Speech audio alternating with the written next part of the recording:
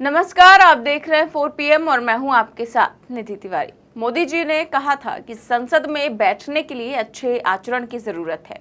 इसी से पता चलेगा कि कौन यहां बैठने लायक है और कौन बाहर बैठने लायक है।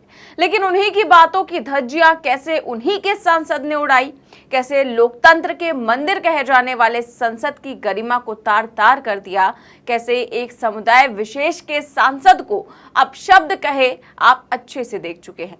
ऐसी निर्लज्जता की हद पार की कि उनकी वजह से रक्षा मंत्री राजनाथ सिंह को भरे सदन में माफी मांगनी पड़ी। देश के नए संसद भवन में जिस समय महिला आरक्षण बिल को पास करवाकर इतिहास लिखा जा रहा था, ठीक उसी समय भाजपा सांसद रमेश बिधूड़ी ने बसपा सांसद दानिश अली को लेकर ऐसी अभद्र टिप्पणी की जिस पर पूरे देश में गुस्सा है।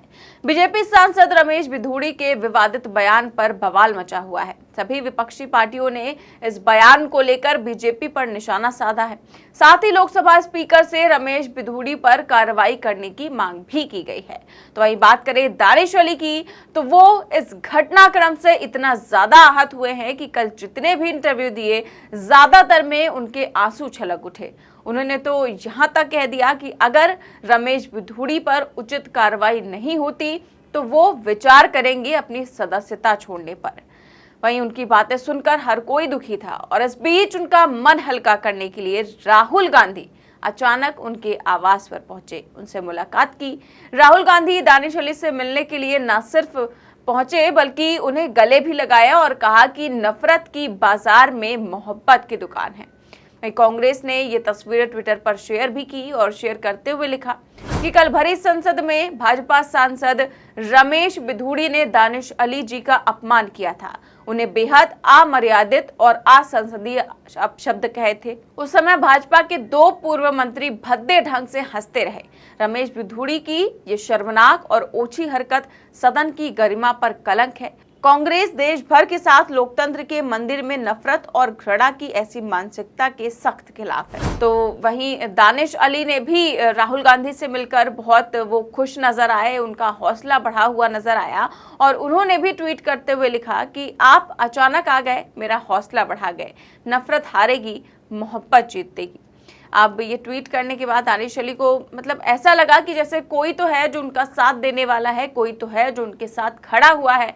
वहीं मुलाकात के बाद भी उन्होंने काफी कुछ कहा मीडिया के सामने, अब वो भी सुनिए। राहुल जी कल सदन में नहीं थे, मेरा तो मोबाइल भी बंद था, मेरी किसी से बात नहीं। वो खाली सॉलिडेरिटी के लिए,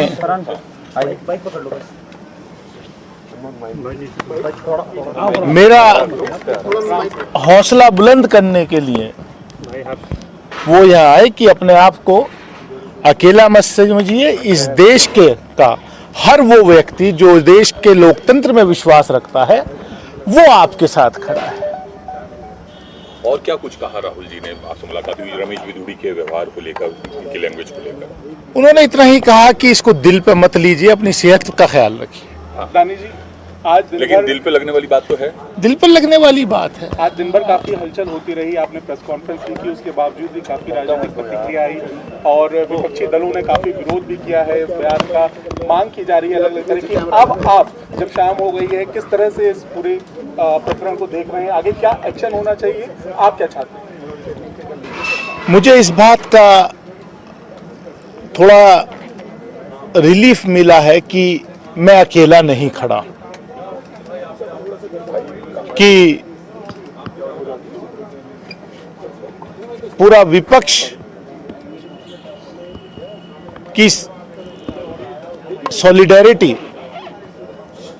मेरे साथ है और मैं अकेला नहीं हूं। वो जो हमला है वो मेरे ऊपर अकेले के ऊपर नहीं है, वो खाली दानिश अली के ऊपर वो हमला नहीं, वो हमला इस लोकतंत्र पे है, वो हमला संविधान पे है, वो हमला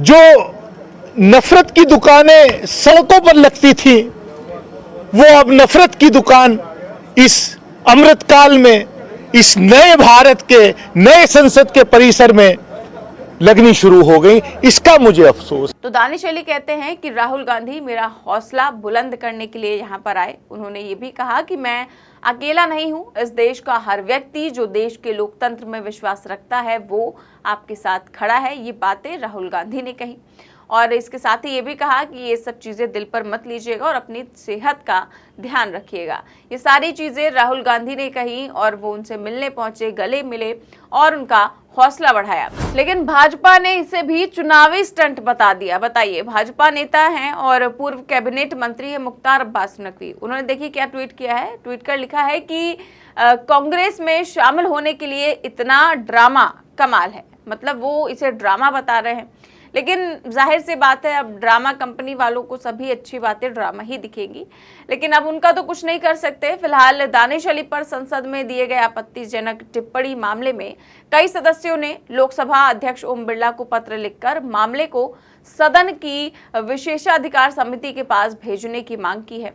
तो वहीं लोकसभा में कांग्रेस के नेता अधीर रंजन चौधरी, टीएमसी सांसद अपरूपा पोद्दार, डीएमके सांसद, तो वहीं एनसीपी नेता सुप्रिया सुले ने इस मुद्दे पर ओम बिरला को पत्र लिखा है और मांग की है कि मामले को विशेषाधिकार समिति के पास भेजा जाए। इसके अलावा कई और विपक्षी दलों ने भी इस मामले को लेकर कार्रवाई की मांग की है। फिलहाल लोकसभा स्पीकर ओम बिरला ने बिधूड़ी को कड़े एक्शन की चेतावनी दे दी है। तो वहीं मामले की तूल पकड़ने के बाद और राहुल गांधी के मुलाकात करते ही रमेश बिधूड़ी को भाजपा ने कारण बताओ नोटिस भी जारी कर दिया है और अब बिधूड़ी से 15 दिन में जवाब भी मांगा गया है।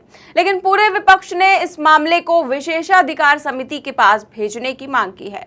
तो अगर ये मामला विशेषाधिकार समिति के पास भेजा जाता है तो बिधूड़ी की मुश्किलें काफी ज्यादा बढ़ सकती हैं, क्योंकि विशेषाधिकार हनन का दोषी पाए जाने पर सांसद को निलंबित भी किया जाता है, उसे संसद से बाहर भी किया जा सकता है। इसके अलावा सांसद को जेल भी भेजा जा सकता है। हालांकि ये सब कुछ विशेषाधिकार समिति पर निर्भर करता है कि वो क्या फैसला लेता है।